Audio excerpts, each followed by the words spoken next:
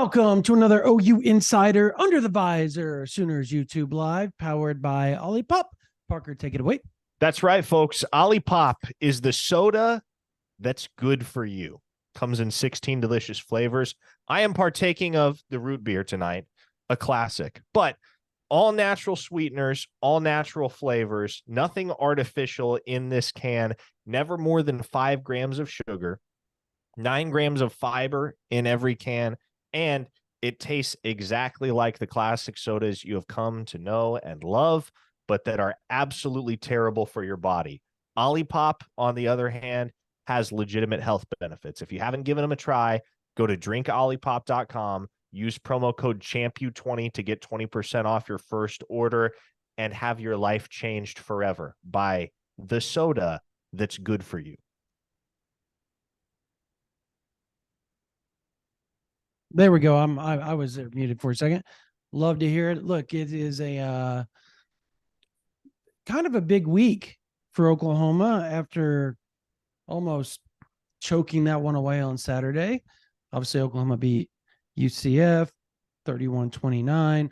Now they head to Kansas. I was on this week's Jayhawk Slant podcast with John Kirby, and we talked a little bit about things. Doesn't sound like Jalen Daniels is going to play, so you can take that for what it is.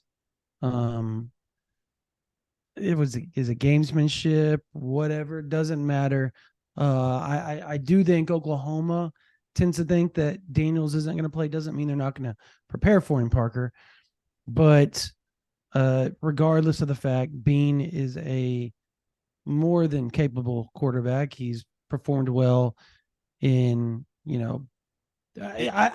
almost performed just as well as Daniels in some aspects. Well, and it's interesting, Brandon, because I think most other opponents, most other fan bases going into a matchup with Jason Bean, Kansas's backup quarterback, would be going, well, Jason Bean, not a whole lot to worry about there.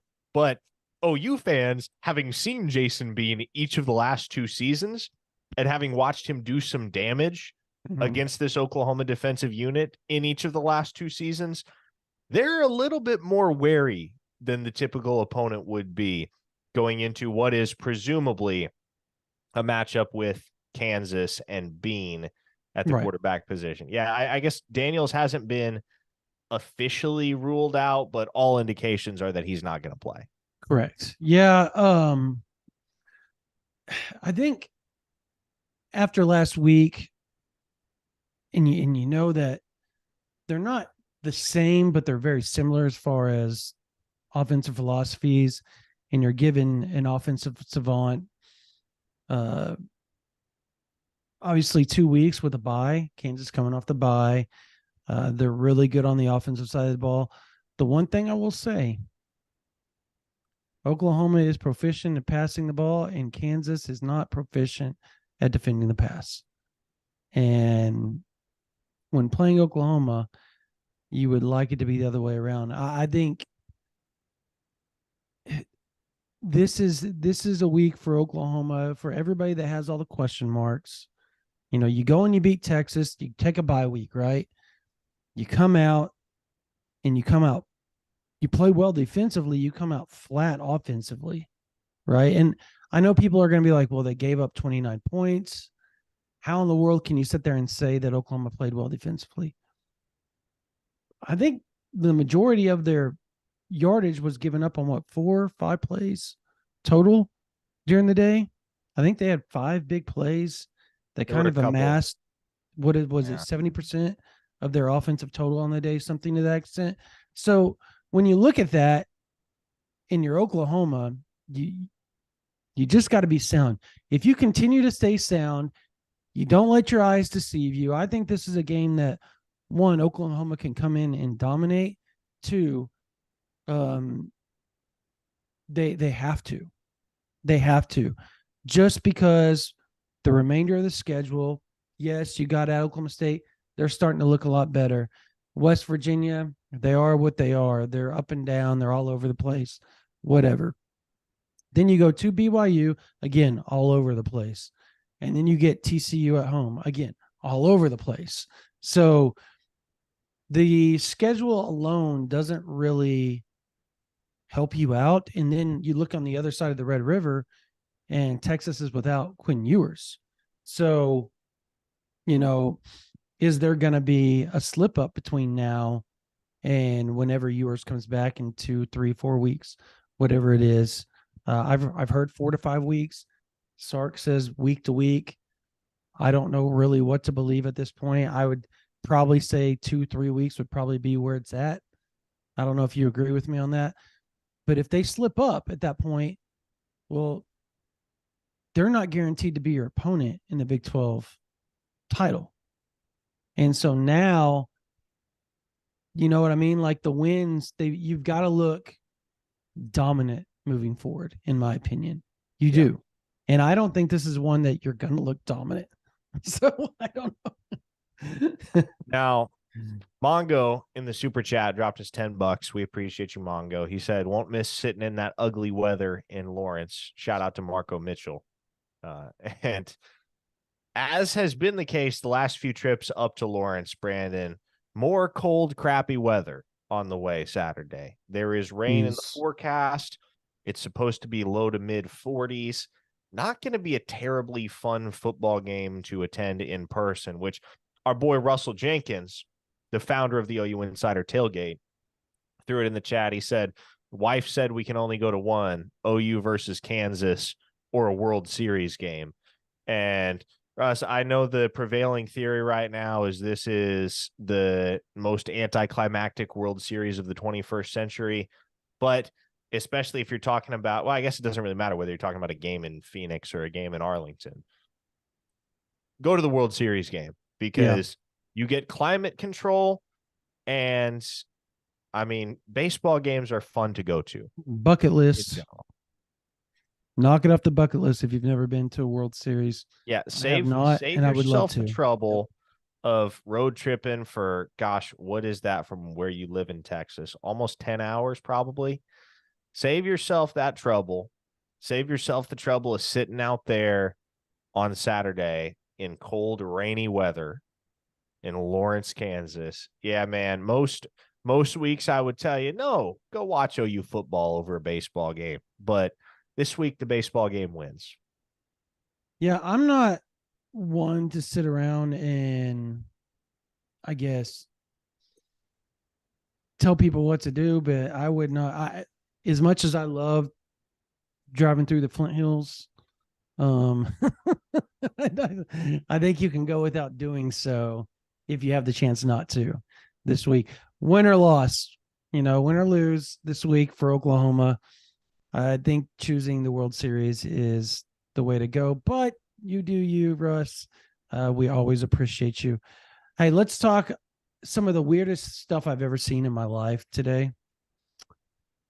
One of the weirdest recruiting tactics I've ever seen. We'll get back to this Kansas game here in just a minute. I know where this is going. Yeah. What in the Sam hell is a effing semi doing in the lawn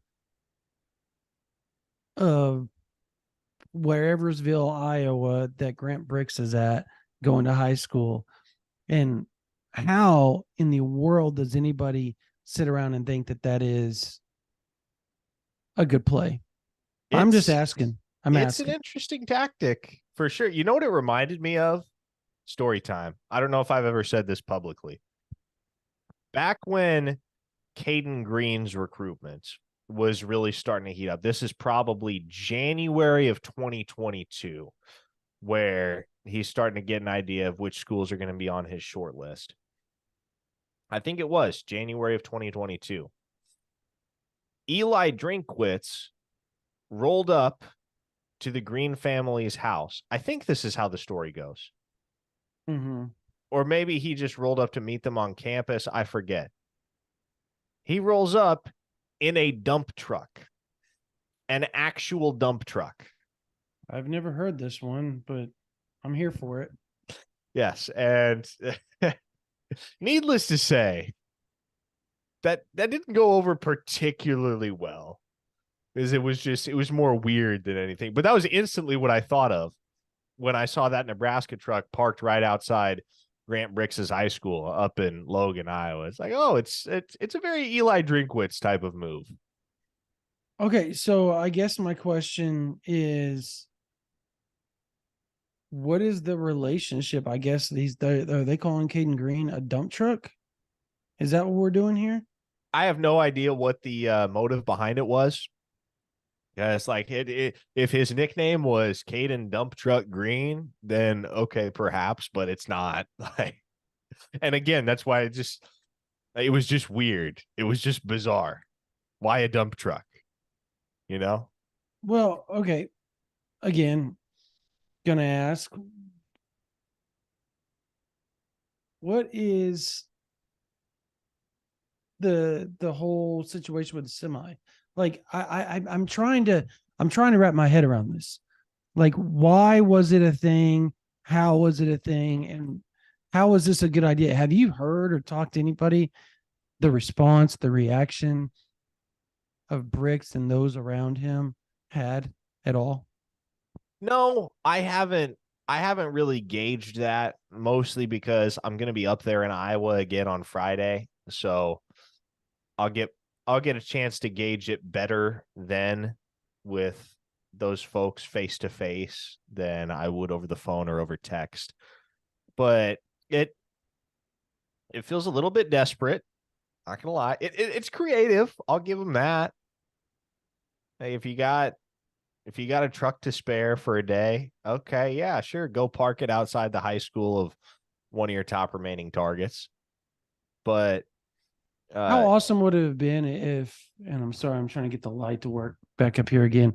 How awesome would it have been the equipment for the shoulder pads and everything for the football team were on there, and Coach Rule, the players like, where the hell is my gear at? It's in Iowa. He's like, oh damn, we can't practice today. Well, shorts and t-shirts, I guess. It's a mental Monday or whatever they want to call it. But I mean, that would be a gaff that I guess a sub 500 team might make. Just, you know, I again, I still don't understand it. Is when Bill Bedenbow goes up there, is he gonna show up in the semi truck, the equipment semi truck for Oklahoma? Is that what's I going to drop him I off? think he should just roll up in the actual schooner. Oh, okay, that would win. I guarantee it. Well, knowing Which Bricks, there's how we like know him. there's no plausible way to make that happen. But like imagine Bill Bedenbow rolling up in small town Iowa with the reins in hand, couple horses pulling the schooner. Oh, I would You commit on absolutely the never spot, go. right? Like Yeah. you No, can't say and it no to would that. fit. It would fit. It would fit for what Bricks is Oh as a yeah, person, as a human being. You'd be 100%. like hell yeah, this is awesome. This is more him. It's an 1883 type feeling for him. He's out there working the cattle, so or Yellowstone type deal. I think he would be down for it, 100% down for it. Um, on the flip side of things, let's talk a little bit of Eddie Pierre Louis. I know people are asking questions of that. He did not make it up this weekend. He's supposed to reschedule and be back for the West Virginia game. Uh, will that happen? We'll see. Um, I and Parker, you and I talked about it earlier today. It just feels like why most things get stalled out these days is NIL. And when you have certain things going on and people around you wanting certain things, I think that to me is usually what people look for. They're like, okay, well, then something's got it's a second guess. Somebody's throwing a bag at them in this case. Well, we don't know that. We don't know what's going on. What we do know is things look like they were trending really fast towards Oklahoma. And then all of a sudden, it's just gone like radio silent. And here is what I will say. And I'm not like I want people to take this at face value. Don't necessarily read into it for more than it's worth. But the authority figure, if you will, that is most heavily involved in Big Eddie's recruitment is his mom. And in general, I'm painting with kind of a broad brush here, but in general, from our experience with moms, Brandon, moms that are heavily involved in the recruitment process, the two things that they generally want the most are not necessarily in this order either. They want their kids close, or they want their kids to get paid. Yeah. And Oklahoma is not particularly close to Tampa, Florida. And obviously, OU is not without competition in the NIL department. No. Was there I guess with bricks, was there a bag full of money on that equipment truck? I think that would be the other question people would ask too. Just take a tour of the equipment truck, walk in there. There's some steers in there, buddy. There's some new farming equipment, and we got a bag full of money, you know. But with the EPL thing, Eddie Pierre Louis, yeah, generally that tends to be the case. And I think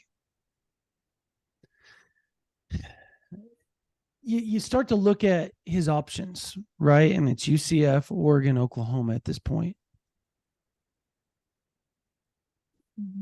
Unless you really want to be right down the street, we're an hour and a half away.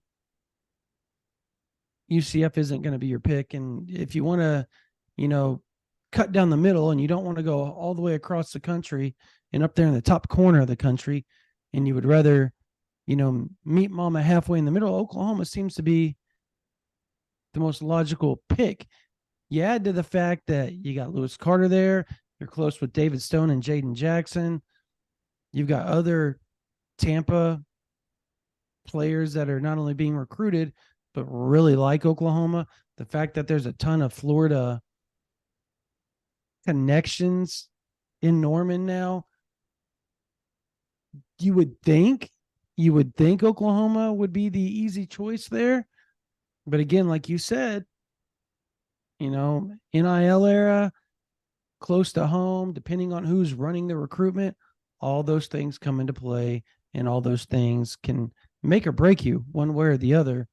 With any recruit nowadays, it's not as simple as I'm going to go play for the best development and the team that's going to win. There's so many other attributes that come into play in recruiting. That's why recruiting is so much more of a crapshoot than ever before, and why it's so drama driven, and why it's become such a billion-dollar industry to follow because of the drama and the things happen. Ryan Wingo, everybody thought it was Mizzou. About to say, you want to see drama? Yeah. Boom. You got it today at 4:00 p.m. with Ryan Wingo picking Texas over Missouri. And so I know a natural question that's going to be asked, and many are already asking it in the chat, is does Wingo to Texas actually help OU in their effort to play the long game and flip Williams-Nwaneri from Missouri? And we'll dive into that and much more in just a second. However, first, want to give a quick shout to our sponsors. This OU Insider Live is brought to you in part by HelloFresh. With HelloFresh, you get farm fresh, pre-portioned ingredients and seasonal recipes delivered right to your doorstep. Skip trips to the grocery store and count on HelloFresh to make home cooking easy, fun, and affordable. That's why it's America's #1 meal kit. A crazy schedule like the one I have in the fall during football season, hey, it can make it easy to fall back into the dinner time recipe rut. But you can keep mealtime exciting with over 40 recipes to choose from every week. So there's always something delicious to discover with HelloFresh. Even though the fall can feel jam-packed for many of us, especially for those that are just paying attention to football, not even covering it, but you just got to make time for football on your schedule because that's what you do in the fall. HelloFresh makes whipping up a home-cooked dinner actually doable with quick and easy options, including their 15-minute meals. That's less time than it takes to get delivery. And with everything pre-portioned and delivered right to your door every week, it really is a no-brainer. So go to HelloFresh.com/50OUinsider and use code 50OUinsider for 50% off plus free shipping. HelloFresh.com/50OUinsider.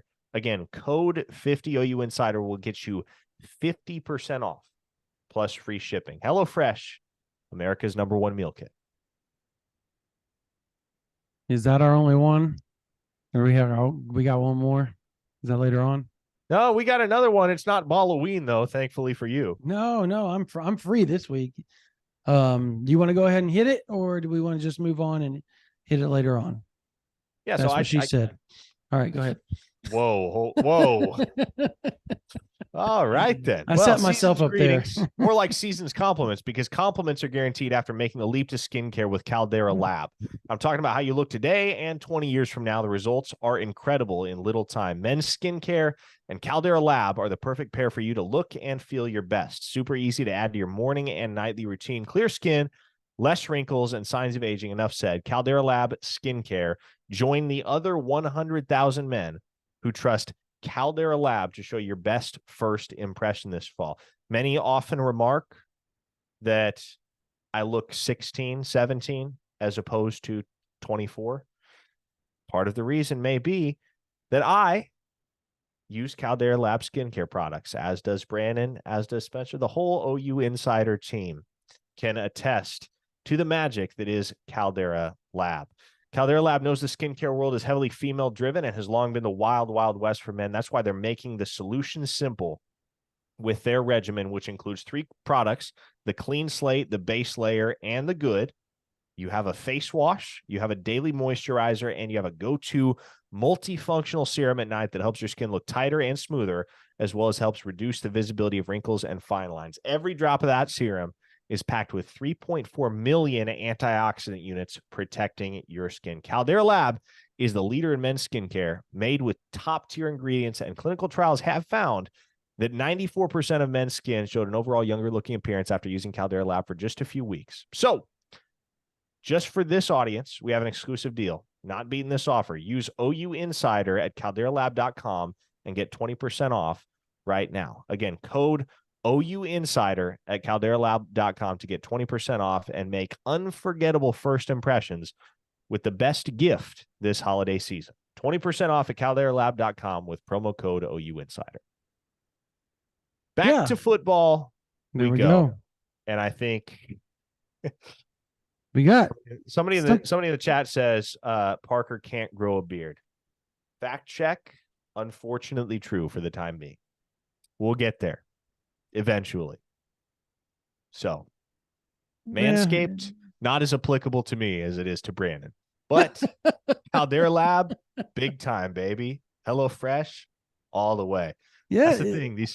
Our sponsors, we actually use them. We don't pitch anything to y'all that we don't actually recommend ourselves. But Williams Winery, that's kind of where we have to bring it all back. Yeah. Because Ryan That's Wingo, again, was expected to commit to Missouri today. That was the consensus across the industry. You look across all the recruiting sites, pretty much every single prediction, unless it was a prediction that had been entered long ago and forgotten about, pretty much every single up-to-the-minute prediction favored Missouri for the 5-star wide receiver out of St. Louis, and yet he picks the Texas Longhorns.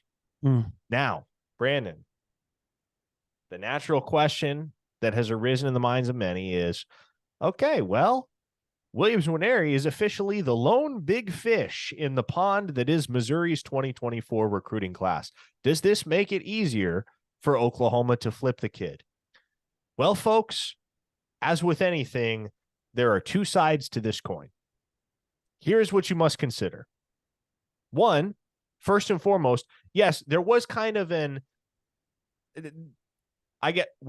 was not necessarily a handshake agreement, but there was a verbal agreement between Williams Winery, Ryan Wingo, and Jeremiah McClellan that they were all going to be Missouri Tigers. In fact, I was just up there at Lee Summit North talking to Will 2 weeks ago, and he said, yeah, man, Ryan told me you commit to Mizzou first, and then I'll commit to Mizzou after you. Well, guess what? Jeremiah McClellan committed to Ohio State. Ryan Wingo committed to Texas. Williams Winery is the only one of the 3 that actually followed through and committed to Mizzou. So if you're looking at it from the standpoint of, well, this guy's been hung out to dry by his peers, more or less, then yes, you would think that increases the likelihood that OU is going to be able to make a run at him, successfully pitch him on being a part of something special at OU rather than being on an island at Missouri. But here is the other side of the coin. Let's think about this from a budgetary perspective, because we know NIL matters a lot with five-star prospects in general, Brandon. Mm-hmm. You had all this money set aside in the NIL department for a guy like Ryan Wingo, and all of a sudden, Ryan Wingo isn't coming. What does that then give you?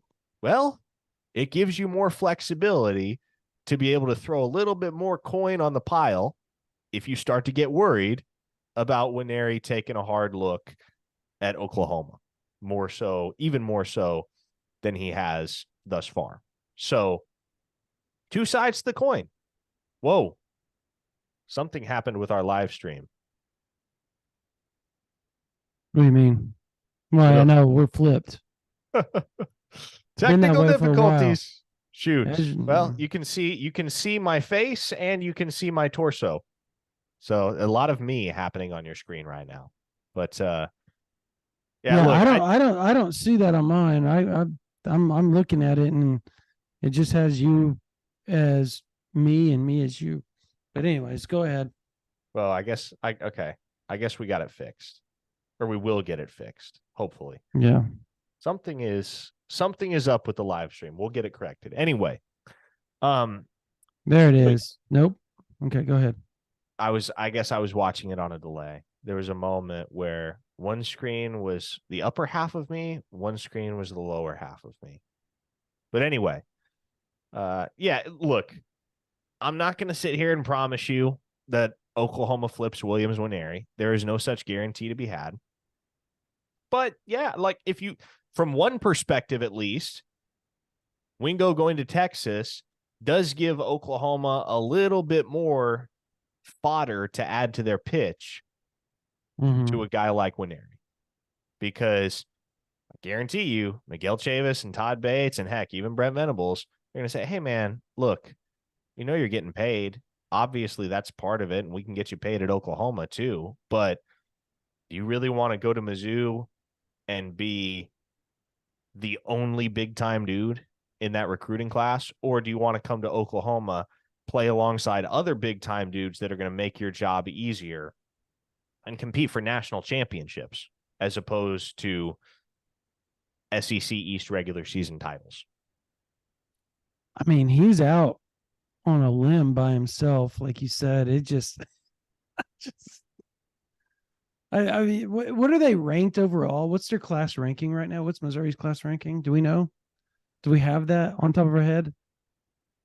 Mizzou's class ranking is like, they're down in the 30s, I want to say, at least according to Rivals.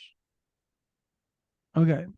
So you've got one school that is the number 4 overall class in the country, according to rivals.com.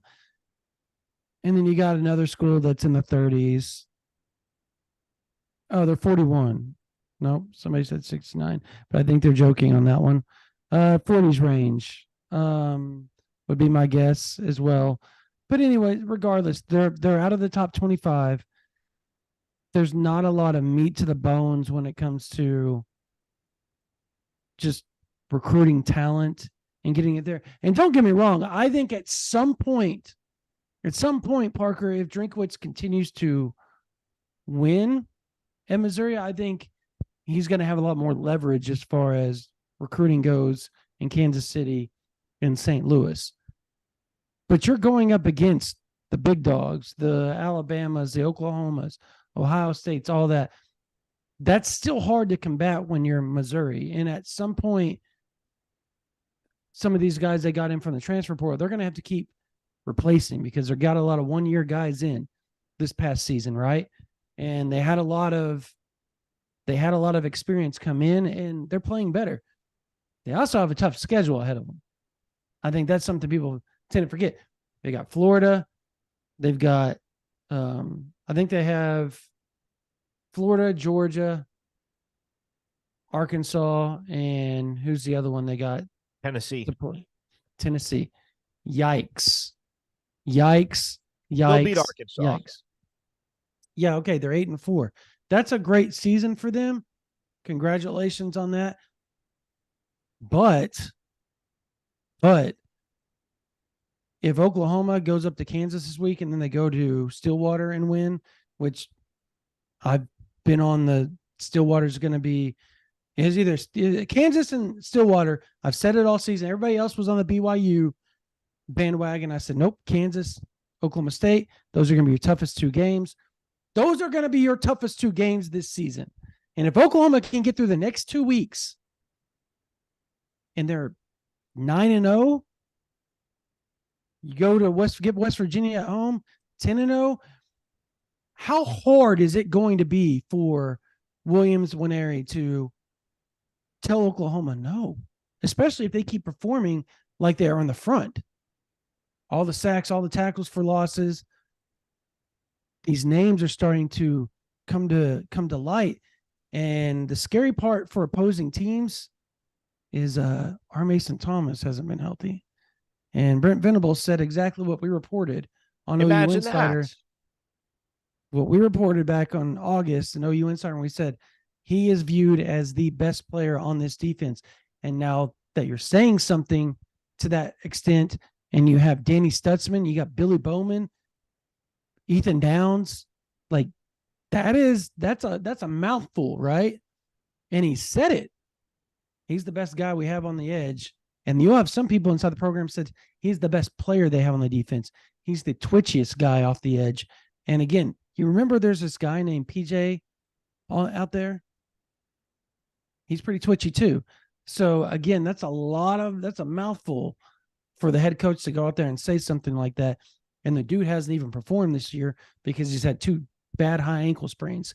So we'll see how that all equates. But if you're Williams Nwaneri and you see that, you see Ethan Downs, you see Rondell Bothroyd, you see Trace Ford, you see PJ and what they're doing on the edge, what the defensive line's doing, and you see how well Oklahoma's played defensively, doesn't it have to intrigue you a little bit? You throw the NIL in, your boys aren't going to Missouri with you unless something magical happens. Parker, are you ready to go out there on a limb and say they flip him? I'm messing with you because you're the one dude that everybody would come after. Yeah, the second I say anything definitive or even confident about Williams Nwaneri, I'm gonna be all over Mizzou Twitter, which is not a fun place to be. No. We got a $5 super chat from Sooner Lemon. Thank you, Sooner Lemon. He says he's got OU winning 45-35 this weekend. And Brandon, let me ask you this. Points.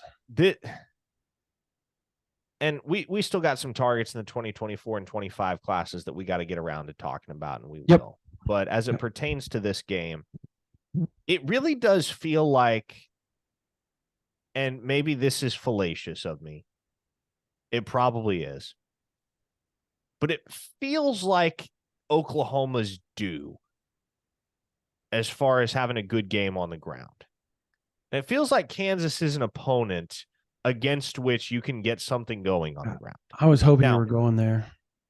Now, is that Tawi Walker? Is that Gavin Sawchuk? Is it Marcus Major that runs point in that regard? Well, it's hard to say, but you're getting Tawi Walker back, which is big. And I just, at some point, this running game has to break through, right? Like they've got to break out. This is as good an opportunity as you're going to have down the stretch, I would say. To me, this has got to be a get-right game for the Oklahoma backfield. So if you're Oklahoma, and I'm trying to look here and see what the percentage chances of rain are. It pulled me up on the stupid app, but point being is that you got this type of weather. It's got to be Tawi Walker. Like you're going to lean on the big guy. It's cold. It's rainy. You're going to need to ground and pound. You're probably not going to have a lot of chances to get to the, especially if it's slick, right? I think that's something you got to take in consideration. How's the surface going to be? Is it going to be slick? Is it going to be, wet, rainy. It looks like on Saturday, you might be in luck. It's not supposed to rain until 1 or 2 p.m. So Oklahoma may be in luck, and you may be able to ground and pound. If it's dry, Parker, 27 is going to get a boatload of carries after what he did last week. You And if see it's it, you wet, feel it, and you hear it and from if behind the it's wet, scenes. Brandon, Tawi. 2014 all over again. Oh, God. That close?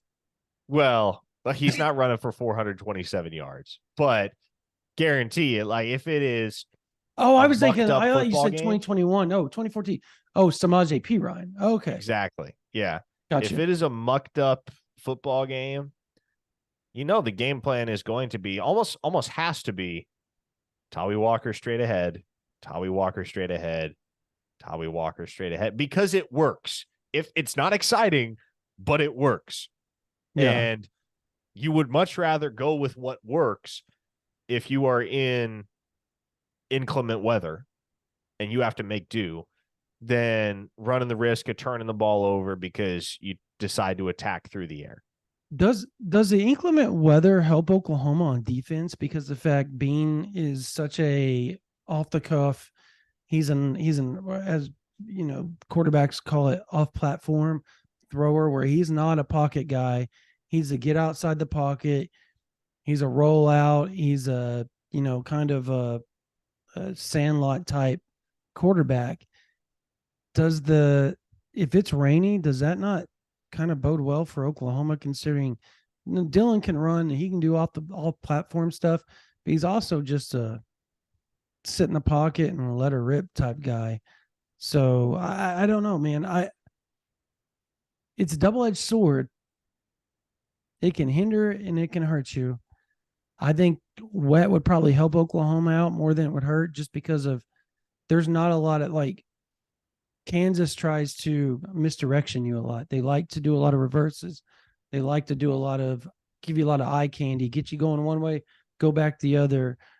And when you're a sideline to sideline type team and you're trying to stretch the field instead of going straight ahead in games like that, that can hinder you quite a bit, because it's not as easy to get to the outside. It's not as easy to get to the edge in rain and slick surfaces.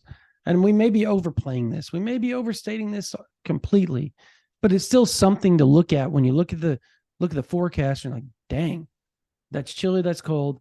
And how used to are these teams going to be? I think Kansas will be more acclimated to the cold than OU is going to be, right? Because it's still in the 70s in Norman. And it's going to be in the 70s. It's going to go down into the 40s and then right back up to the 70s the middle of next week. Kansas doesn't really do that. It stays kind of chilly. Once it gets chilly, it's chilly. It's gonna be like the West Virginia game last year, or no, it'll be like Texas Wow, Tech. that was brutal, bro. Yeah. We'll gut it out. At least you get to sit up in the press box. That's fair. I came down the fourth quarter and stood the whole fourth quarter when it started to downpour, and that was a bad decision on my part. Yeah, it was. Okay, so let's turn the page back to recruiting.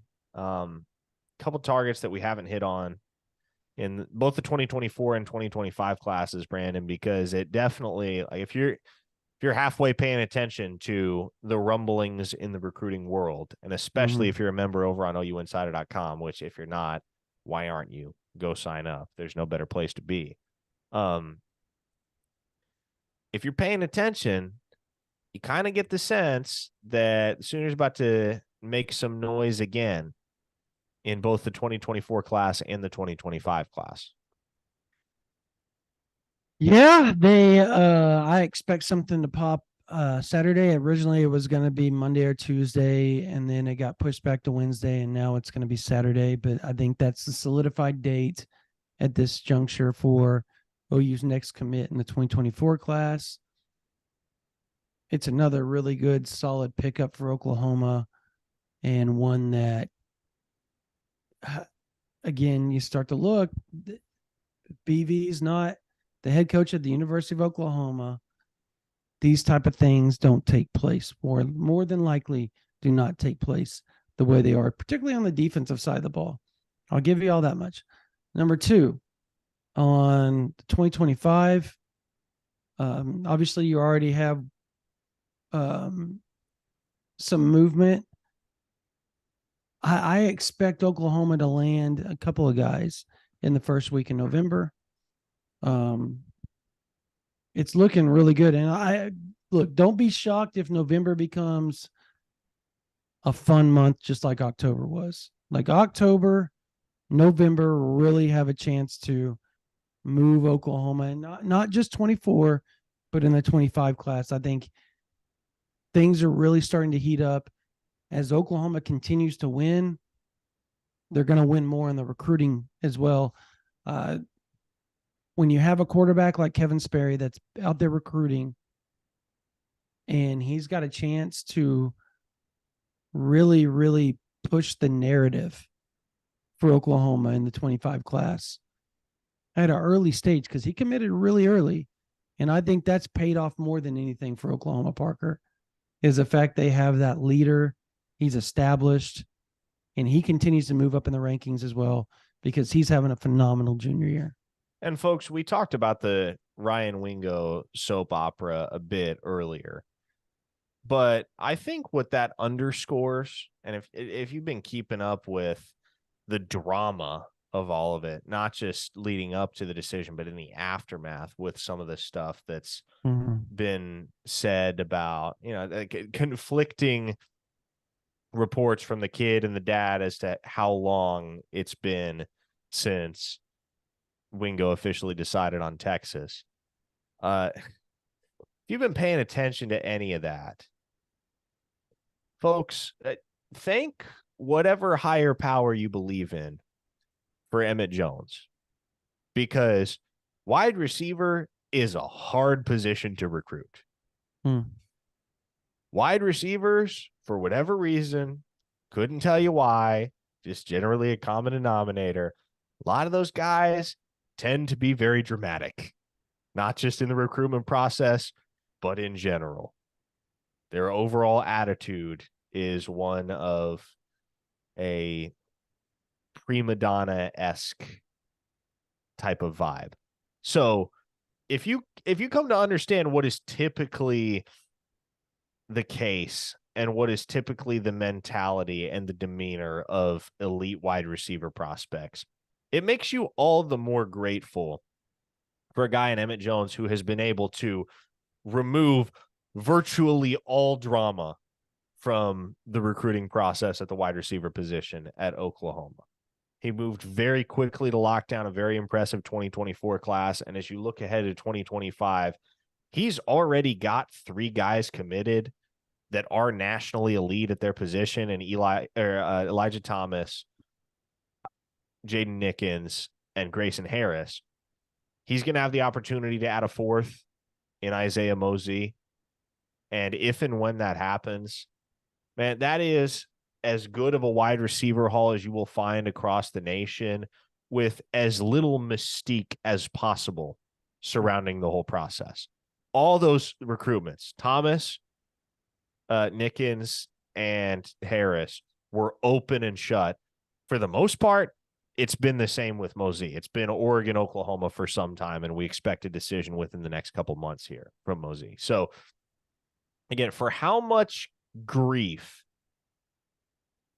elite wide receiver prospects can put fan bases through, just don't lose the appreciation for what Emmett Jones has brought to that position at Oklahoma, not just in terms of what he's been able to squeeze out of the players on the roster and their play on the gridiron, but the ease that he has brought to the recruiting process. Yeah, he's kind of been a godsend to Oklahoma at wide receiver, because if you remember in 2023, there was, some questions at some point, or at different points, where they just didn't have a boatload of guys they could bring in. You were lucky enough that Jaquace Petaway decided he was going to stick it out. But I mean, they struggled a little bit, right? Getting guys to buy in, and you had a 5-star quarterback committed to you. Some people might say the top quarterback in the class. And, that to me is I guess when you don't have a big time guy on board and you're kind of shuffling through, and yeah, they had an interim wide receiver coach. I get it, but still, if you're an interim wide receiver coach and you were Washington, right, Coach Washington, your job was to make sure that you could land somebody somehow to help keep your job, correct? Like that was kind of the end goal. And there wasn't a lot of that going on. The one thing that did help was the fact that, again, Jaquays Petaway did stick around. He's played sparingly this year, but he's played sparingly because the guys that were on the roster have been developed really well by Emmett Jones since he's arrived. And that was a place in a position that was known as a huge question mark coming into the season. Everybody was, what's the wide receiver unit going to be like? Are they going to be able to fulfill and replace Marvin Mims and a couple other guys? And they've done that tenfold, in my opinion.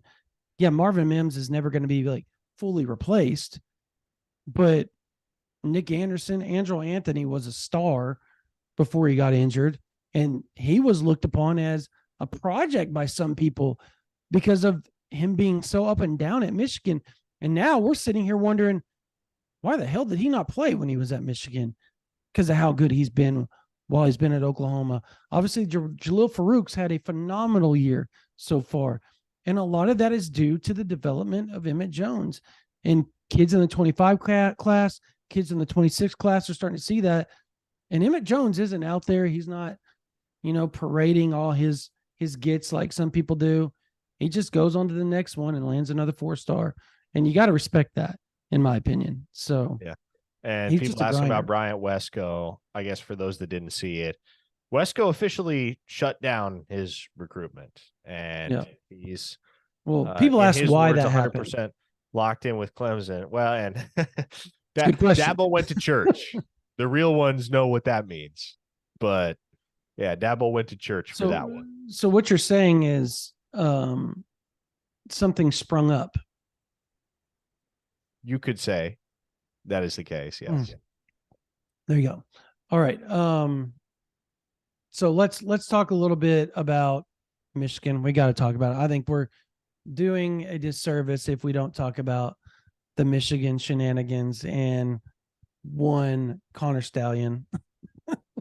Did you see the SEC shorts skit on it? Yes. Oh my God. Was that phenomenal? People got jokes, man. People got jokes, phenomenal. And they've been good ones. Yeah. What? I'm not going to sit here and act naive and act like they didn't do it. They did it. Everybody knows there's too many things pointing that they did it. But at the same time, what can really be done? Like, what can you do? I think the biggest thing that can be done, Parker, it's just my opinion, is if people inside the playoff committee hold it against them. That's it. I think that is what can be done. Now, I don't know that nothing can be done, because I think 24 and beyond, maybe. But for this season, I think the biggest thing that can be done is the playoff committee looks at it and goes, dude, you kind of cheated to get to where you are, and you got caught, and now you're not going to make the play. You can win. You can go 13-0. We don't give a damn. And to be honest with you, Brandon, like it all makes a ton of sense, because Michigan, it was like they flipped a switch in 2021 out of nowhere, because they were not good in 2020 and they had been on a downward trend for quite a while. And then playoff in 2021, playoff in 2022, arguably the most dominant team in college football to this point so far in 2023. Where did that come from? And if you trace back the timeline of what is allegedly or what has allegedly gone down with the whole sign stealing operation, it starts to make a little more sense. And so to that point, I think what happens the rest of the way is going to have plenty of bearing on how the committee looks upon Michigan, because if you see immediate regression, now that Michigan can't steal signs from opponents, if you see them take several steps down and regress to the mean, kind of return to the ballpark in which they resided circa 2019, 2020, then yeah, even if they were to win out, if they win out less than impressively, I don't know if you omit them from the college football playoff, but it'll affect seeding, because the committee will be mindful of that. And they will be mindful of the fact that some of your wins from early in the season that look really impressive might not be as impressive anymore, knowing what you know now that you didn't know then.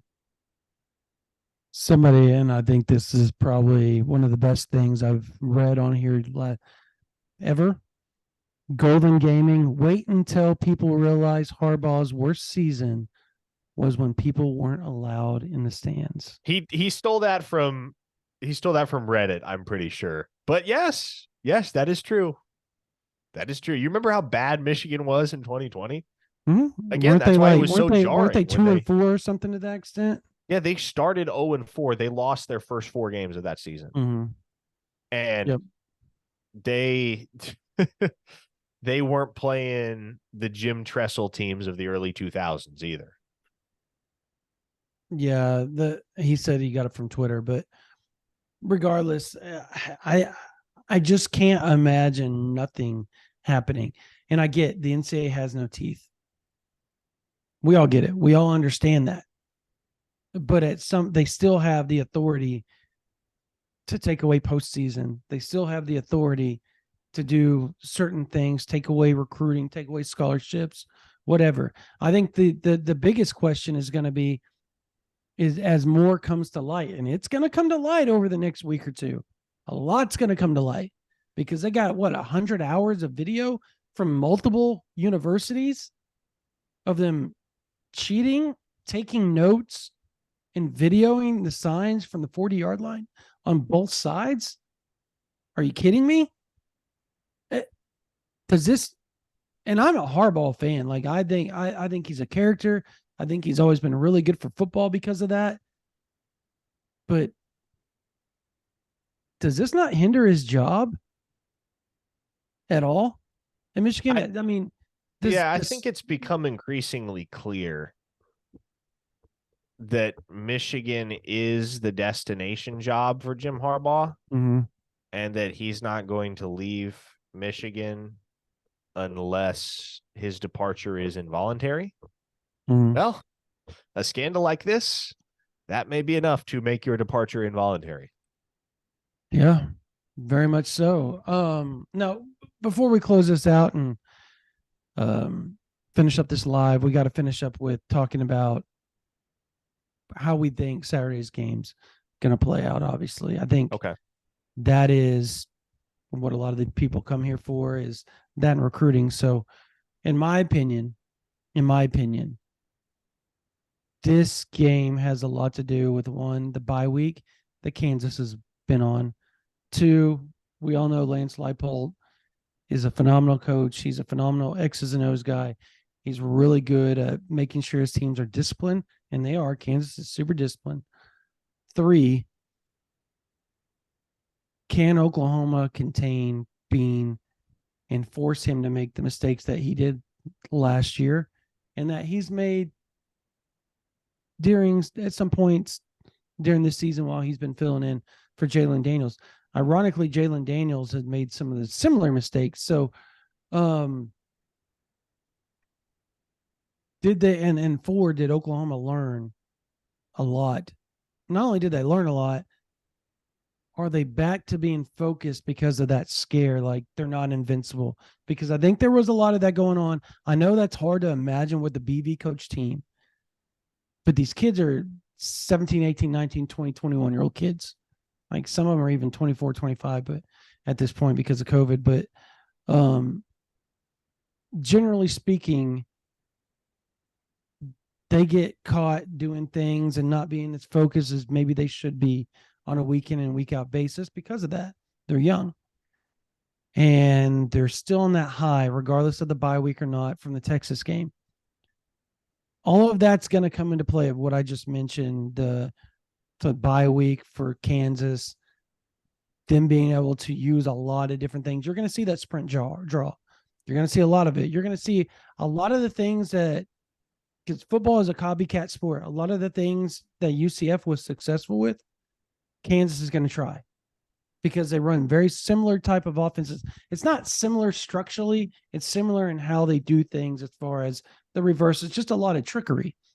They're two of the highest trick play teams in college football. Whoever comes up with that stat, it's what they are.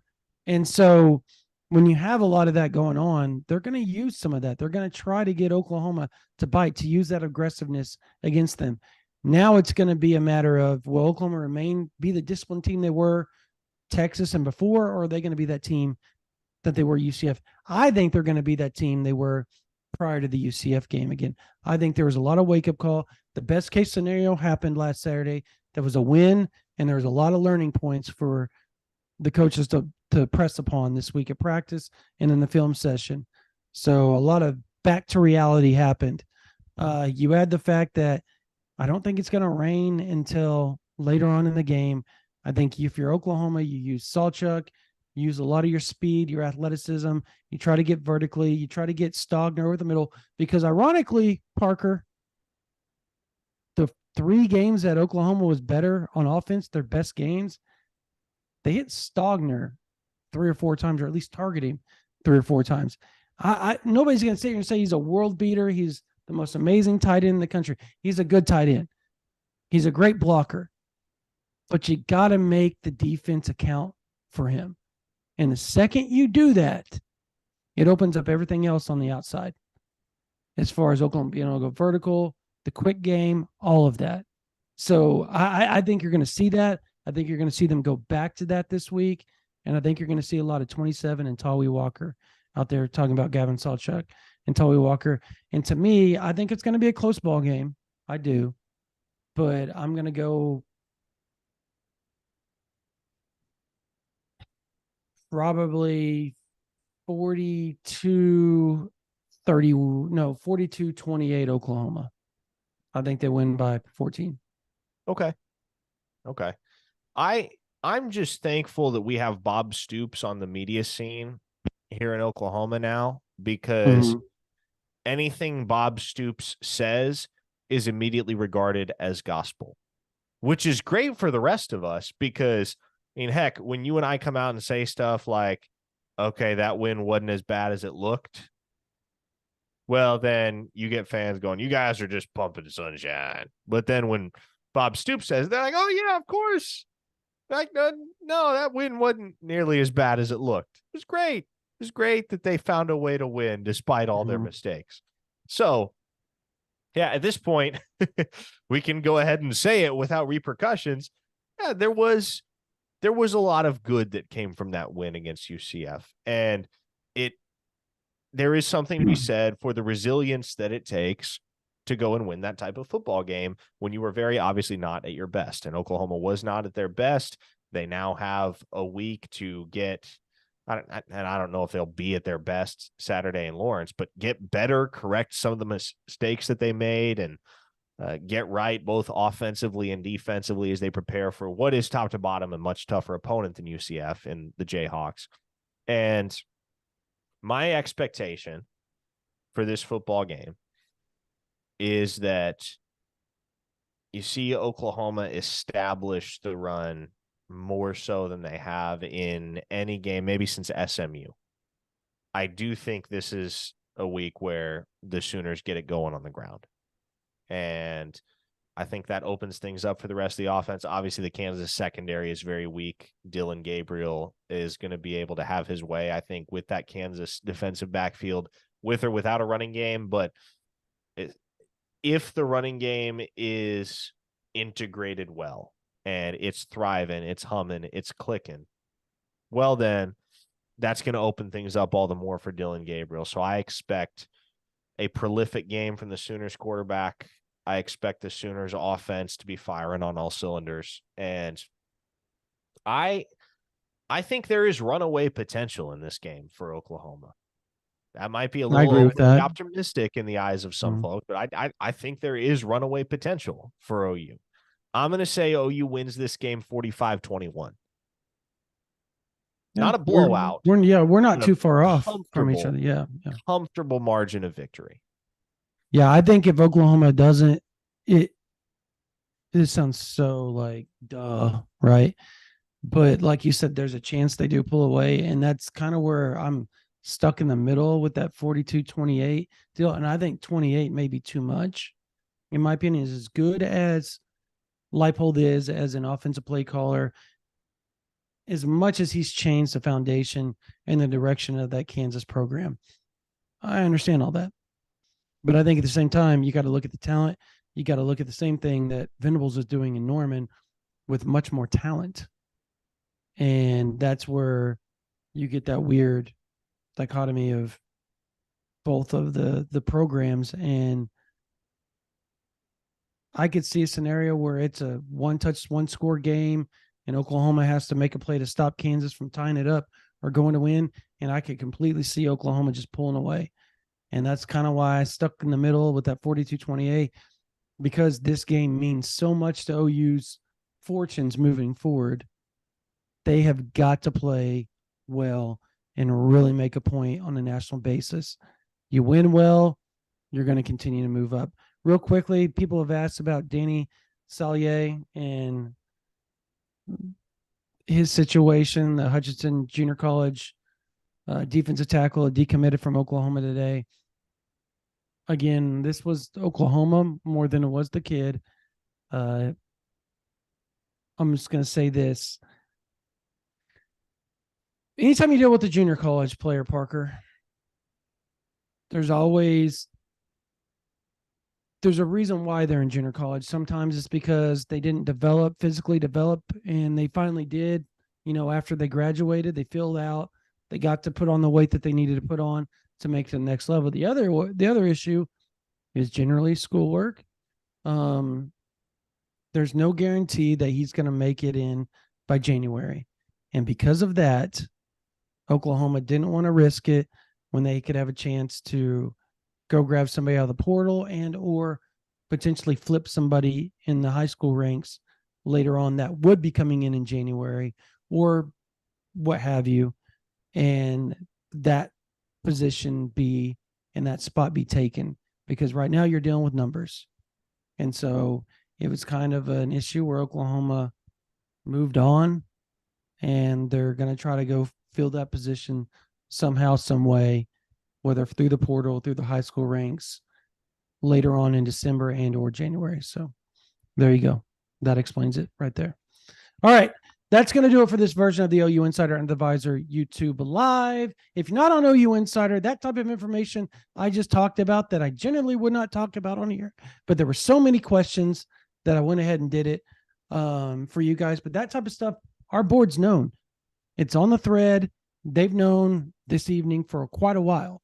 And a lot of this stuff that we've talked about, a lot of these commit talks and all this type of stuff, and where Oklahoma's trending and who they're trending with, OU Insider's got it. So if you want to be in the know, whether team stuff, recruiting, go to ouinsider.com, sign up, $9.95 a month or $99.95. We'll get you the whole year. As always, we'll get you to the point you sign up now, all the way through the first year of SEC and whatever date you signed up. So if you sign up on October 25th, 26th, 27th, 2023, it will end October 25th, 26th, 27th, 2024. That means you'll get National Signing Day. You'll get the rest of this season. You'll get the National Signing, both National Signing Days. You'll get all the transfer portal stuff. You'll get whatever coaching crap happens after the season, because you can't go nowadays in college football without having some position open up. And generally, we'll be on top of it, and you'll be in the know on that. Junior Days, spring, Champion Barbecue, Party in the Palace, all the official visits, all the unofficial visits, 25, 26, moving forward, the fall camp, all the SEC media days, all the SEC stuff moving through the fall, the games. You'll be in front of everything if you're on OUinsider.com. Plus, Parker brings stories. I bring stories. Jesse, Brian, and we do Q&As. We answer questions. You ask a question on the board, we answer it. We talk with you guys every day. So our members get interactive with us, and you can join the thousands and thousands and thousands of OU fans that like to talk OU football, basketball, recruiting, softball, baseball, whatever, because we cover it on OUinsider.com. If you're not subscribed to this channel, subscribe, and go give us 5 stars on whatever platform you listen to the podcast, because we can't thank you guys enough. We do this for you because you guys are here. You're the audience, and we're blessed to be able to do it. All right. That's going to do it for my man, Spencer Forsythe on the board. For Parker Thune, my name's Brandon Drum. You guys have a blessed day.